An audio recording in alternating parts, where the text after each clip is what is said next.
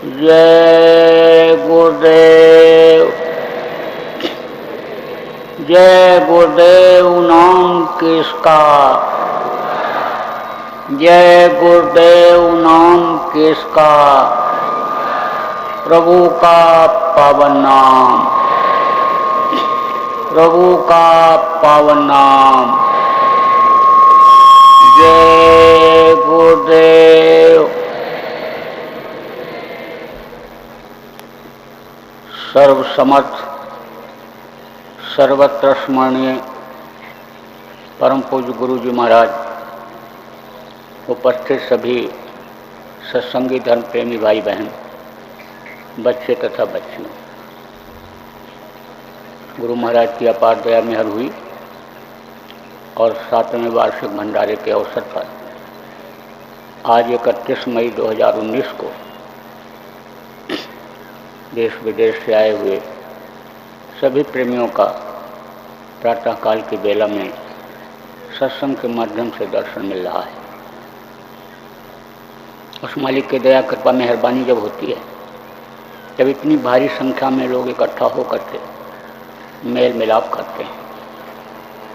पहले के समय में तो बराबर सत्संग सुनने के लोग आदत डाले ही रहते थे और इसी तरह का आध्यात्मिक कार्यक्रम जगह जगह पर आयोजित होता रहता था। लेकिन अब सत्संग सुनने की आदत भी लोगों ने छोड़ दी। बहुत से लोग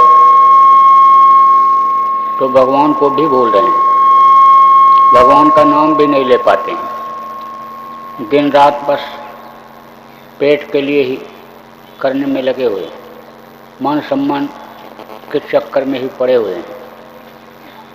भगवान को कभी याद भी करते हैं जब कोई मुसीबत आती है, परेशानी होती है। लेकिन पहले के समय में बराबर लोग नियम बनाए हुए थे।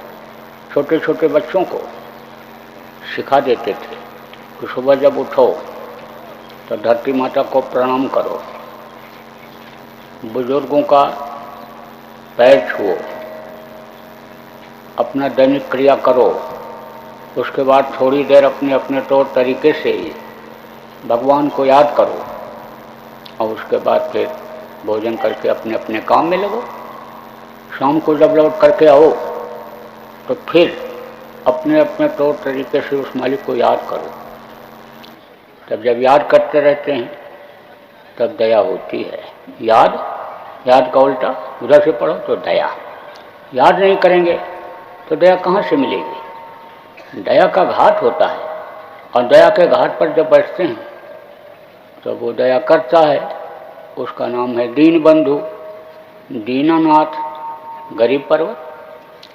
फिर वो मदद करता है। जो समर्पित हो जाते हैं, उस पर विश्वास कर लेते हैं, उनको मान लेते हैं, वो बराबर मदद करते रहते हैं। फिर अपने भगत को परेशानी में नहीं डालते हैं। अगर कोई परेशानी कर्मवश आ भी गई तो उसको सुलझा देते हैं, सूली का कांटे में बदल देते हैं। लेकिन तरीका होता है भाव का, भक्ति का। प्रार्थना तो लोग करते हैं लेकिन भाव से नहीं करते तो प्रार्थना स्वीकार नहीं होती है। पूजा तो करते हैं, पाठ तो करते हैं, लेकिन पाठ ही में जो चीज़ लिखी हुई है उसका अमल नहीं करते। गोस्वामी जी महाराज का रामायण रामचरितमानस तो पढ़ते हैं, लेकिन राम का चरित्र कैसा था, किस तरह से उन्होंने माता कैकेयी के कहने पर यानी राजा दशरथ के आदेश पर राजगद्दी पर ठोकर मार दिया। त्याग किया। उस तरह का त्याग करना और कराना चाहिए। आप इस बात को समझो कि भाई भाई में कितना प्रेम था। राम के साथ देखो लक्ष्मण जंगल चले गए, राम के साथ उनकी पत्नी सीता भी चली गई। मुसीबत में जब पति पड़े, त्याग का समय आया, पूरा सहयोग उन्होंने दिया। आप देखो पतिव्रत का कितना पालन किया उन्होंने। जब रावण उनको ले गया, अशोक वाटिका में अपने रख दिया बगीचे में, और हनुमान जी पता लगाते हुए गए, तो अगर वो चाहती तो हनुमान जी के साथ चली आती।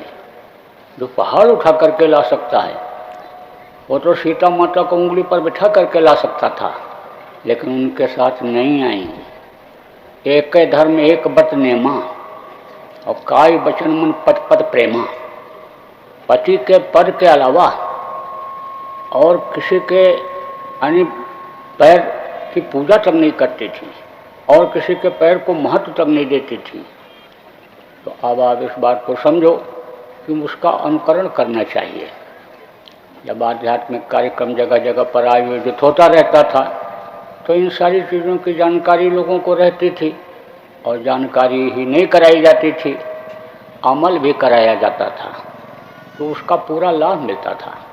आज की तरह से वातावरण खराब नहीं था, आज की तरह से व्यवस्था खराब नहीं थी, आज की तरह से आज़ादी नहीं थी कि जब से देश आज़ाद हुआ कहने लगे अब हम आज़ाद हो गए।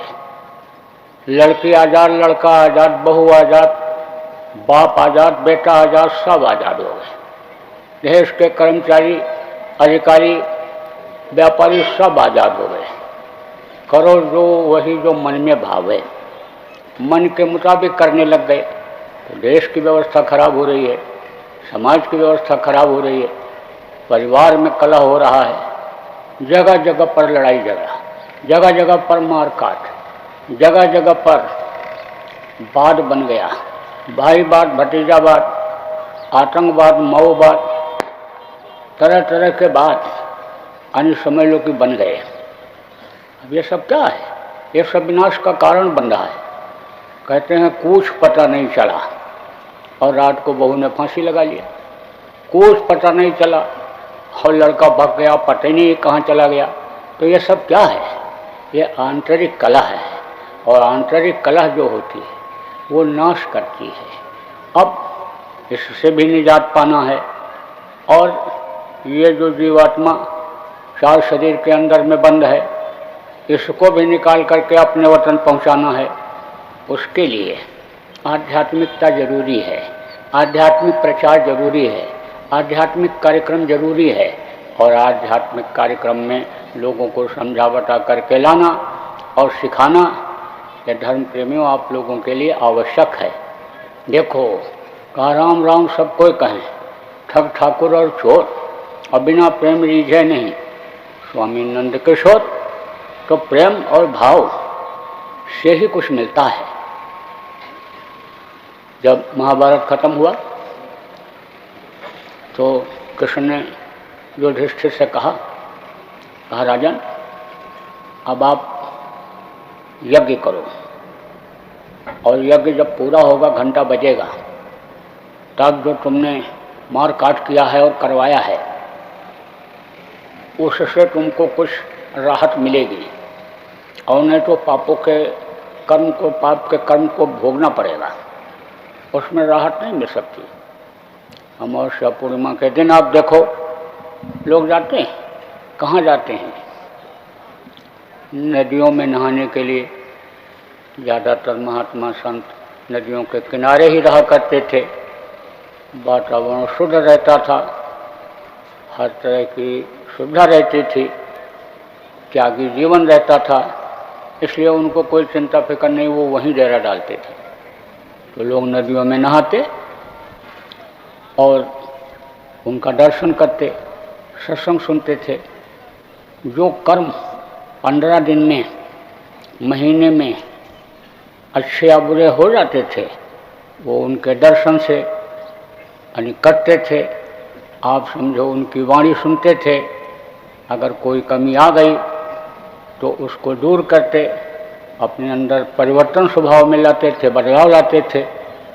तो कर्मों को काटने के लिए ऐसा लोग करते थे, क्योंकि पूर्णिमा के दिन आयु का हिसाब होता है।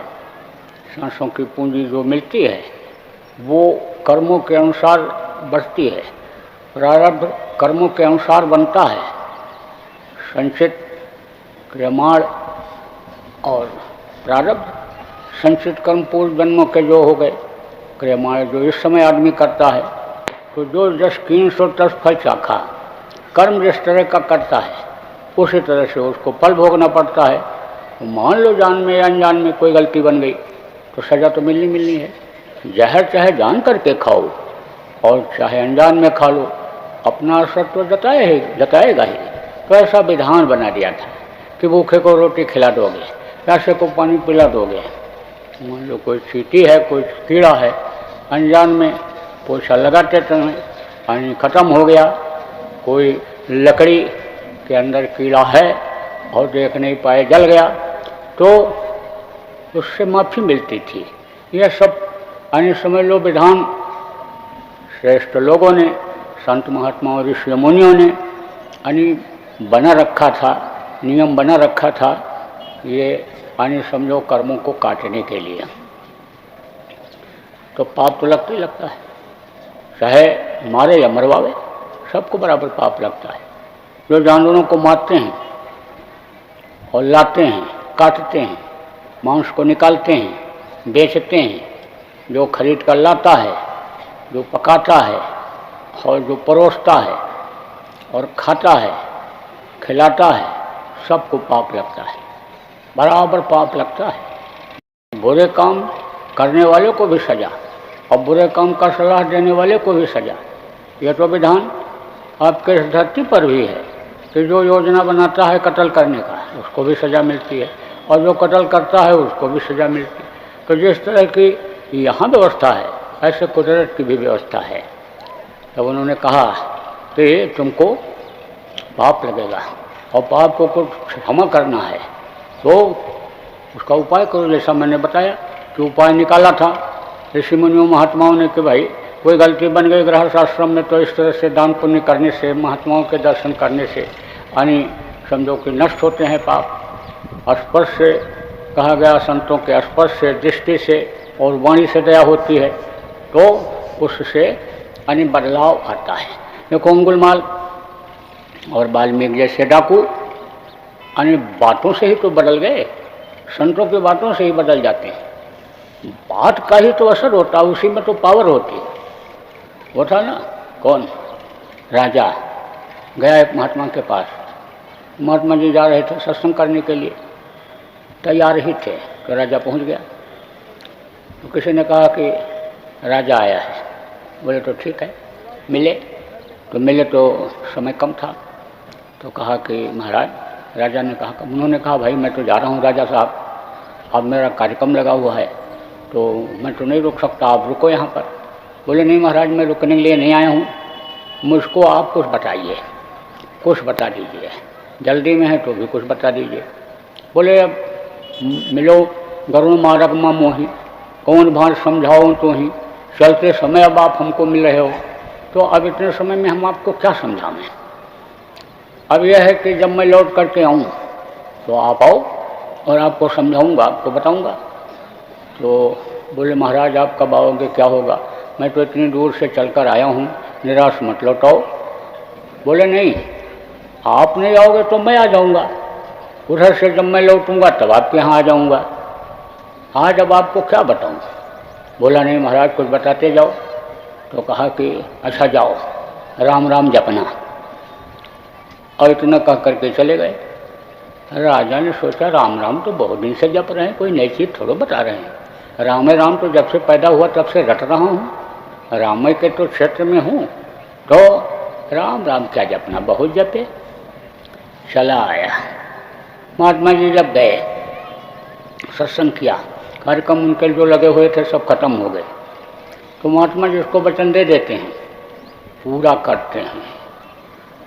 पूरा अगर नहीं कर पाते हैं तो करवाते हैं, जिसको अधिकार देते हैं, जिसको पावर देते हैं, उससे करवाते हैं।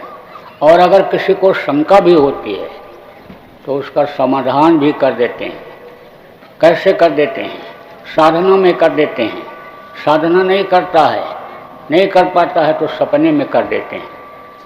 गुरु महाराज का जब शरीर छूटा तो मैं तो बिल्कुल निराश हो रहा था, कहाँ जाऊँ, क्या करूँ, कुछ समझ नहीं आ रहा था।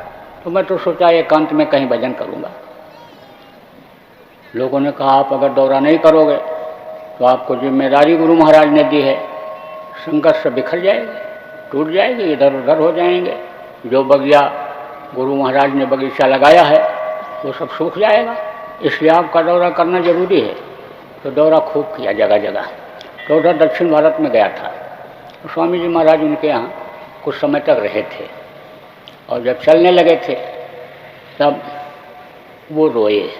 तो उनसे अन्य समझ लो कि गुरु महाराज ने कहा, उन्होंने कहा कि स्वामी जी आप जा रहे हो, आप हमको छोड़ करके जा रहे हो, हमको अच्छा नहीं लग रहा है, बड़ी तकलीफ़ है। बोले बच्चा मैं फिर आऊँगा, तुम चिंता क्यों करते हो, इतना कहकर चले आए थे। तो जब मैं उनके यहाँ पहुँचा, गुरु महाराज के दुनिया संसार से जाने के बाद उनके यहाँ जब मैं पहुँचा तब हमको देखकर बहुत खुश हुए। अब वो ऐसे बैठे बैठे बात करते करते और फिर अपनी बात बताने लगे कि मैं तो बहुत निराश हो गया था जब स्वामी जी महाराज को सुना कि अब चले गए, अब नहीं रहे, लेकिन हमको इस बात की तकलीफ़ ज़्यादा हुई कि महापुरुष की बात गलत कैसे होती। संत वचन पलटे नहीं पलट जाए ब्राह्मण, बात कैसे गलत हो गई। उन्होंने कहा था कि मैं आऊँगा तो आए नहीं, तो मैं तो बहुत रोया और बोले कि अब कैसे आएंगे, जाने के बाद तो आए नहीं और अब कैसे आएंगे, अब तो चले गए दुनिया से, तो ये बात कैसे गलत हो गई। बोले मैं यही सब सोचता रहा, तकलीफ़ में रहा, तो देर रात नींद आई और नींद आई तो मैं सो गया। और उसके बाद मैं जब पानी समझ लो कि सोया तो सपने में गुरु महाराज आए, अचानक मेरे कमरे में पहुंच गए और मैं उठा, बस उसी चारपाई पर बैठ गए। तो मैं तो कहा कि गुरु महाराज हमको खबर नहीं लगी, मैं तो ये चादर भी नहीं बदल पाया और आप इसी चारपाई पर इसी चादर पर बैठ गए। तब गुरु महाराज ने कहा देखो बच्चा, मैंने जो वादा किया था वो मैंने वादा निभाया। मैं तुम्हारे यहाँ आया, मैं ये नहीं कहा था कि मैं इसी शरीर में आऊँगा, तो मैंने तुम्हारी शंका दूर करने के लिए अन्य समझ लो कि ये बता दिया तुमको आ करके कि मैं तुम्हारे यहाँ आ गया और मैंने सारी व्यवस्था कर दी है, सारी व्यवस्था।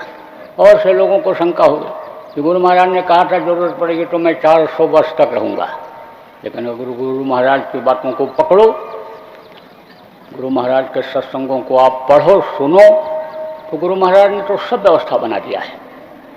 अब इतना समय नहीं है कि एक एक बात को आपको समझाया जाए। तो कहने का मतलब यह है कि जो महापुरुष कहते हैं उसको करते हैं, वादा को निभाते हैं किसी न किसी रूप में, और जो उनका संकल्प होता है वो पूरा करते हैं। और दुनिया संसार से जब चले जाते हैं तो ज़रूरत पड़ती है तो सतलोक से नीचे भी उतर करके त्रिकुटी धाम गुरु पद तक आते हैं और वहीं से संभाल करते रहते हैं। जो सद्गुरु होते हैं नामदान देते समय ही काल के हाथ से सूरज यानी जीवात्मा की डोर को अपने हाथ में ले लेते हैं और गुरु पद पर बांध देते हैं, ज़रूरत पड़ने पर आते हैं और उसी सूरज की डोर से बराबर संभाल करते रहते हैं। आप इसी में कुछ लोग इस तरह के भी हैं, बैठे हुए मिलेंगे आपको, पूछोगे खोजोगे तो मिलेंगे कि जो कह रहे थे कि आ नहीं पाने की स्थिति में थे, लेकिन कैसे कैसे खिंच करके आ गया, पूछ पता नहीं कैसे कैसे खिंच करके आ गया, ऐसे ही आ जाती है। उम्मीद नहीं रहती है लेकिन तो भी हो जाता है, संकल्प बना लेते हैं तो भी हो जाता है, कहते कहते भी हो जाता है। शिक्षा लोगों की होती है, एक आदमी यहीं का आश्रम पर रोज का है, हम भी चलेंगे, काफिले में हम भी चलेंगे, हम भी चलेंगे, और हम तो सुनते ही रहे। लेकिन हमने कहा ये बॉलम जाएगा कहीं कुछ गड़बड़ न करे, कुछ ऐसे ही बॉलम टाइप का था। हाँ, जब एक दिन देखा वो भी वहाँ घूम रहा है, बैठा लिया किसी ने गाड़ी पे, ऐसे ही। तो अब आप ये समझो कि संकट जो बनाते हैं पूरा करते हैं, करवाते हैं।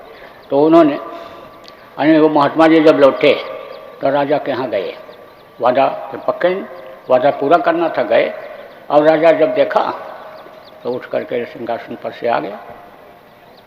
तो कहा महाराज खबर हमको नहीं मिली, नहीं तो मैं आपकी अगुवाई करने के लिए जाता, क्योंकि उस समय ये नियम था कि जब कोई संत महात्मा किसी राजा के यहाँ जाने को होता था तो खबर करवाता था, तो राजा लोग स्वागत के लिए जाते थे, अगवानी करने के लिए जाते थे, सम्मान के लिए जाते थे। अब भी देखो बहुत से लोग अन्न लेने के लिए जाते हैं, कहते अब तो अंग्रेजी बोलने लगे, रिसीव करने जाते हैं। तो बहुत सी जगह तो परंपरा ऐसी है, तो ये समझ लो कि ऐसा होता था। लेकिन जब ये अचानक पहुंच गए तो उन्होंने कहा कि महाराज आपने हमको बताया नहीं। बोले मैं आपको क्या बताऊँ, मैं तो वादा किया था, वादा अपना निभाया। आप ये बताओ राजन, जो मैंने कहा था वो तुमने किया? कहा महाराज क्या कहा था? अरे कुछ कहा था आखिर समय में, जो चीज़ तुम पूछने गए थे, जानने गए थे, बताया था कि नहीं? अरे बोले आपने क्या बताया था? यही तो कहा था राम राम जपो। तो कहा तो जपा। अरे महाराज राम राम जपते जपते ज़िंदगी बीत गई, तो कोई नई बात हमको मिलती तब तो हम करते, हम क्या करें उसको। अरे बोले तो तुमको करना तो चाहिए, बोलना तो चाहिए, बोलते तो रहना चाहिए। बोले क्या बोले महाराज, हमारे समझ में कुछ नहीं आ रहा है। तो बोले अच्छा मैं तुमको समझाता हूँ राजन, मैं तुमको समझाता हूँ। सिपाही वहीं खड़ा था, महात्मा ने सिपाही से कहा जा हथकड़ी ले आओ।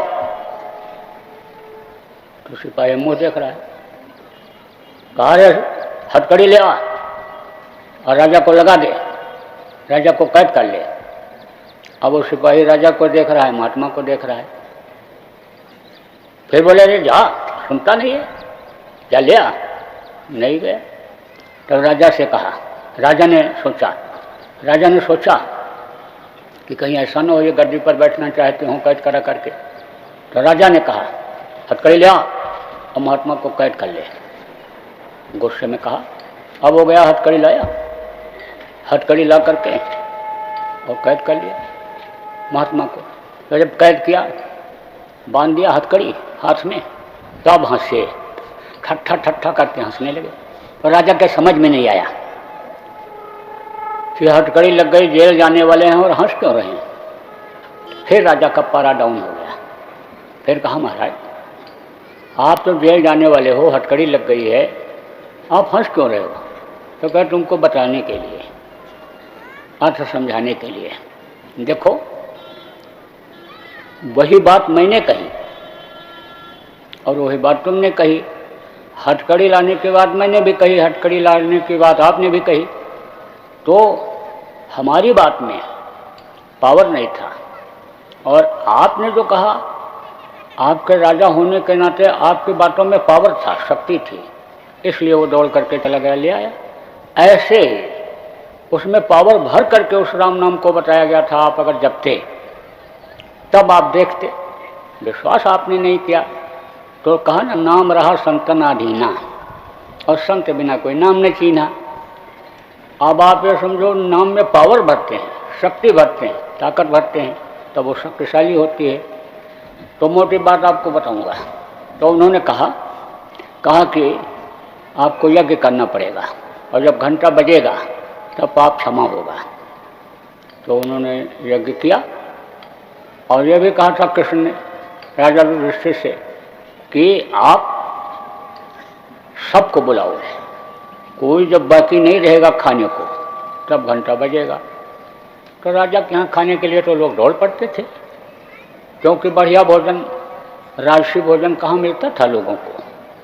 अब तो छोटे छोटे लोग पेट खराब करने लग गए खा करके, इतने ड्राई फ्रूट तो थे नहीं, इतना तेल घी की मात्रा प्रयोग लोग करते नहीं थे। अब वही चिकनाहट पेट की तरह तरह की बीमारियां पैदा कर दे रही। जब से ड्राई फ्रूट्स यानी सूखा मेवा की बिक्री बढ़ी, घुटने का दर्द लोगों का देखो बढ़ गया। चिकनाहट जहाँ पेट में पैदा होती, वहीं पर बुखार और वहीं पर दस्त और वहीं पर जुकाम और वहीं पर जोड़ों का दर्द शुरू हो जाता है। मोटा खाना था लोगों का और मोटा पहनना था, और कमाई मेहनत और ईमानदारी की थी, तो उसमें बरकत होती थी। आज की तरह से महल और अटारियाँ भले न रहती रही हूँ, दरवाजे पर गाड़ियाँ इस तरह से भले न खड़ी रहती रही हूँ, लेकिन गरीब से गरीब घर की औरतों के शरीर में 2-2 किलो चांदी, 1-1 पाव सोना हुआ करता था। घर में माल ठोस रहता था। रुपया की वैल्यू अभी ख़त्म हो जाए तो आदमी भूखा मर जाए। जब 500-1000 के नोट जब बंद हुए तो यानी राजा रंग खो गया और रंग का राजा हो गए। जो फुटकर रखे हुए थे सामान खरीद कर लाएं, सब जगह ट्रेन बस में जाएं, और जिनके पास बड़े बड़े नोट रहते थे वो ऐसे देखते रहें, इंतजार करते रहें कहाँ से कैसे भुना में बदल जाए तब आवे जाएं। तो अब आप ये समझो कि पहले का समय बड़ा अच्छा था, लेकिन अब माल जो है नहीं रह गया, ठोस माल सब निकल गया, बाहर चला गया। कंसा पीतल फूल का बर्तन भी घर में नहीं रह गया, सब टटेरों के यहाँ पहुँच गया। अब आप ये समझो। तो उन्होंने कहा सबको बुलाओ, सबको बुलाओ, और सब जब खाएंगे तब घंटा बजेगा। तो दौड़ पड़े, सब आ गए, लेकिन खाए घंटा नहीं बजा। तब बोले कि अब क्यों नहीं बजा? कृष्ण ने कहा सुपच नहीं आए। सुपच एक महात्मा थे। तो कहा राज द्वारे 3 बात को जाएं, क्या माया क्या मीठा क्या मान। मान सम्मान के लिए जाते हैं, और मीठा बढ़िया चीज़ खाने को मिलता है, और सम्मान मिलती है, इज्जत मिलती है। और जो संत होते हैं, महात्मा होते हैं, जो त्यागी होते हैं, वो स्वार्थ के पीछे नहीं पड़ते हैं, वो तो पेट में डाल लेते हैं, किसी तरह शरीर चलता रहे। दुर्वासा ऋषि अन्य समझ लो जितना भी तरह का भोजन जब भी खाए, किसी ने अगर खिला भी दिया तो उसमें उनको दूध का ही स्वाद मिला। तो अब आप ये समझो स्वाद ही नहीं होते। तो उन्होंने कहा कौन जाए खाने। और राजा का धन तो दूषित होता है, क्योंकि मेहनत करके पसीना बहा करके तो कोई राजा लाता नहीं। लाता है टैक्स का धन और गरीबों का धन, यानी अपने आदमियों के द्वारा वसूल करके लाता है, और वही खाता और खिलाता है। तो कहते हैं ना दूसरे के धन पर लक्ष्मीपति बन गए, ऐसे ही दूसरे पर राजा बन जाते हैं। तो यानी आप समझो कि उनका धन अच्छा नहीं होता है। कहा ना वैश्य धीमर और शिकारी, नृप विषयी और मांसाहारी, इन घर भोजन करे जो संता, और साधन भजन का हो जाए अंता। वैश्या के घर खा लो, वैश्या धीमर जो मछली मारते हैं, शिकार कर मछली मारते हैं, वैश्या धीमर और शिकारी जो पक्षियों का शिकार जानवरों का करते हैं, वैश्या धीमर और शिकारी, नृप यानी राजा, और मांसाहारी और व्यभिचारी के घर अगर भोजन कर ले कोई संत, कोई साधक, तो साधन भजन का हो जाए अंता। अब अच्छे अच्छे सत्संगी अपने को कहते हैं, लेकिन इस चीज़ का ध्यान नहीं रखते। ध्यान रखने की ज़रूरत है कि भाई इधर उधर खाना पीना नहीं चाहिए, बस जहाँ मिल गया खा लिए। कोई पूछता है कि शाकाहारी होटल है कि मांसाहारी है, बर्तन कैसा है, और बनाने वाले तुम कैसे हो, शराबी कबाबी हो कि कैसे हो, कोई पूछता है? बस गबर गबर खाते चले जाते हैं। और जो भी कुछ मेहनत करते हैं, जो भी सेवा करते हैं, बस उसी में सब खत्म हो जाता है, उसी को देकर चले आते हैं। परहेज रखना चाहिए। अगर समझो कि उसको पाना है, उस मालिक को पाना है, तो चोरी जुआ मस्खरी कहा गया। चोरी जुआ मस्खरी और ब्याज घूस पर नार, और जो चाहे दीदार को याते बस निवार। चोरी से बचो, जुआ से बचो, परनारी से बचो, मस्खरेबाजी से बचो। अगर उस मालिक को चाहते हो, उसका दर्शन दीदार चाहते हो, तो बहुत सी चीज़ें ऐसी हैं कि जो सत्संगों मिलती हैं, प्रेमियों के पास बैठने से मिलती हैं। इसलिए सार संग मोह देव नित, परम गुरु दातार कहा गया कि साधक का संग। तो बुलाया, कहा कि भाई कृष्ण को बुलाया और कहा क्यों नहीं बजा घंटा। तो कृष्ण ने कहा कि सुपच नहीं आए। तो बोले सुपच को बुलवा लेते हैं। तो भेजा कर्मचारी को, छोटे कर्मचारी को। गया तो उन्होंने कहा कि देखो 100 अश्वमेध यज्ञ का फल जो हमको देगा, उसके कहने पर हम राजा के भोज में जाएंगे। अब आप सोचो कि राजा का एक अन्न खाने के लिए यानी कितना फल देना पड़ता है उनको। तो उन्होंने कहा अपने पास से क्यों देना रहे, कोई हमको फल दे तो हम उसी में से दे देंगे। कहते ना भवानी घर से आँख नहीं देती है। तो ऐसे ही उन्होंने भी कहा हम अपनी कमाई में से क्यों दें, कोई हमको दे तो हम उसको दे दें। तो कहा कि देखो 100 अश्वमेध यज्ञ का फल जो हमको देगा, उसके कहने पर हम जाएंगे। लौट आए। फिर बड़े कर्मचारी को भेजा, फिर मंत्री को भेजा। सबसे वो यही कहने लगे, यही कहते थे, सब लोग उठाते थे। पांडव लोगों को भेजा तो भी सब लौट करके आए, वापस आ गए। तो भीम ने कहा मैं जाता हूँ। और नहीं होगा तो उनको उठा करके ले आएंगे, खिलाएंगे। जब वहाँ पहुँचे तो इनको अपने बल पर अहंकार था भीम को, तो देखते ही वो पहचान गए कि अहंकार में आया है। तो उन्होंने सोचा सबसे पहले तो इसका अहंकार चूर करना चाहिए। तो वहीं पर खूंटी के ऊपर माला टंगा हुआ था। बोले भीम बुलाने आए हो? बोले हाँ। तो कहा अच्छा तो वो माला हमारा उठा के ले आओ खूंटी पर से। माला गए खूंटी पर से उठाने के लिए, उतारने के लिए उतार ही नहीं पाए, माला निकाल ही नहीं पाए। चाहते तो वो खूंटी उखाड़ कर ले आते, इतना पावर थी उनमें। लेकिन जब अहंकार था तो अहंकार में आदमी का आने समझ लो कि क्रोध, अहंकार में समझ लो कि बल आदमी का खत्म हो जाता है, शक्ति खत्म हो जाती है, छीड़ हो जाती है। तो शक्ति ही नहीं रह गई कि माला को भी उनके उठा करके ले आऊँ। चुपचाप लौट करके आ गए वापस। तो अब कोई विकल्प नहीं। तो द्रौपदी ने पतियों से कहा, अपने पांडवों से कहा कि आप कहो तो मैं जाऊँ। अब किसी के पास कोई और विकल्प भी नहीं था, कोई और व्यवस्था नहीं थी कि जैसे से उनको लावें। तो कहा अच्छा द्रौपदी तू ही चली जा। पहले पति के पूछे बगैर एक कदम आगे पैर नहीं रखती थी औरतें। एक धर्म एक व्रत नेमा, काई बचन मन पट पट प्रेमा। और अब एक धर्म एक व्रत नेमा और काम छोड़ सब चलो सिनेमा।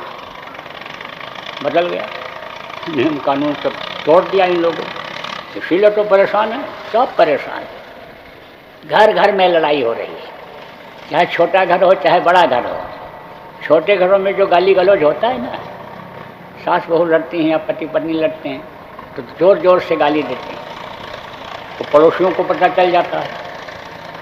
मारपीट जब होती है और हाथ पैर टूटता है, लाठी डंडा चलता है, तो लोगों को पता चल जाता है। और बड़े आदमियों घरों में अंग्रेजी में गाली देते हैं एक दूसरे को, हम नहीं पता चलता है। वहाँ जब गोली चल जाती है, जान चली जाती है, तब पता चलता है। फिर रगड़ा झगड़ा बहुत दिनों से था।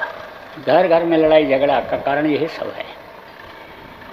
तो द्रौपदी ने क्या किया, 36 प्रकार का भोजन तैयार किया बना करके, और नंगे पैर गई और प्रार्थना किया, कहा महाराज चलो भोजन करने के लिए। तो उन्होंने उससे भी यही कहा, द्रौपदी से भी, कि जो 100 अश्वमेध यज्ञ का फल मुझको देगा उसके कहने पर जाऊंगा। तब द्रौपदी ने कहा संत दर्श को जाइए, रज ममता अभिमान, और जो जो पग आगे बढ़े कोटनी यज्ञ समान। तो अब बताओ ये कैसे गलत हो सकता है? ये तो आप ही लोगों ने कहा है, बताया है, संतों की ही तो ये बात है, वाणी है। तो मैं कितने कदम चल करके आई और एक कदम पर कोट यज्ञ का फल मिलता है, तो आप जोड़ लो और जो आपको इसमें से लेना है ले लो। तो मजबूर हो गए, बोले अच्छा द्रौपदी चल चलता हूँ, देवियों से सब हारे, तेरे से मैं भी हार रहा हूँ। अब और भूल गई कि मेरे कहने चल रहे हैं और मुझे देवी करार करके और मेरे से हार रहे हैं। अहंकार हुआ। अब देखो अहंकार नाश करता है, करा कराया सब गया। जब आया अहंकार, चाहे छोटे को हो चाहे बड़े को हो, चाहे छोटा अहंकार हो चाहे बड़ा अहंकार हो, अहंकार बुरी चीज़ होती है। तो आई और परोसा, 36 प्रकार का भोजन थाली में रखा। तो उन्होंने क्या किया, सबको एक में मिला दिया और मिला करके ऐसे ऐसे खाने लगे। देखो कहीं कहीं खाने का कैसा तरीका होता है, कहीं कहीं तो इसे 2 उंगली से उठाते हैं, कोई 3 उंगली से उठाता है, थोड़ा सा तोड़ता थोड़ा खाता है, कहीं तो ऐसे ऐसे पकड़ करके खाते हैं। जब दक्षिण भारत में जाओ तो चावल और वो सब ऐसे मिलाते हैं और ऐसे खाते हैं, तरीके अलग अलग होते हैं। तो उन्होंने क्या किया, सबको मिला दिया एक में, और मिला करके अहीं समझ लो स्वाद को दे दिया, कर दिया ख़त्म। क्योंकि जबान ये जब स्वादी हो जाता है तब वो उसी तरफ मन को ले जाता है, मन उसी तरफ जाता है, स्वाद की तरफ जाता है। क्योंकि यह मन इंद्रियों के घाट पर बैठ करके रस लेता है, जिह्वा पर बैठ करके खाने का रस लेता है, कान के पास बैठ करके सुनने का रस लेता है, आँख के पास बैठ करके देखने का रस लेता है, इंद्रिय पर बैठकर भोग का रस लेता है। तो ये अन्य समझ लो कि इधर भोगों का ये हो गया आदि, तो वो उसी तरफ ले जाता है। इसीलिए कहा गया जिस चीज़ को मन मांगे उसको दो ही नहीं। और मन जब मर जाएगा और उसके बाद कोई 36 प्रकार का भोजन ला कर रखेगा तो स्वाद उसमें वो नहीं मिलेगा। जैसे प्यासे को पानी दे दो तो उसको ज़्यादा स्वाद मिलता है, और समय पर पानी अगर नहीं मिला बाद में पिया तो वो प्यास में स्वाद नहीं रहती है। तो यहाँ स्वाद ही तो खत्म करना है संत मत में। लेकिन जब स्वादी के आदि हो जाते हैं लोग तो अन्य रास्ता परमार्थ का भजन का छूट जाता है।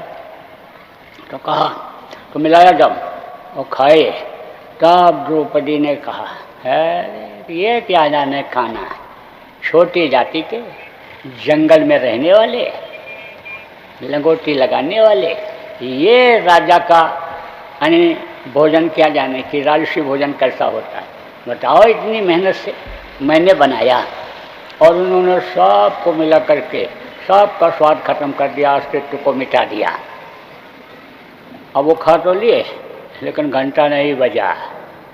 तब कृष्ण को बुलाया और कहा कि अब क्यों नहीं बजा, आप भी खा लिए, सब लोग खा लिए, सुपल भी खा लिए, फिर क्यों नहीं बजा।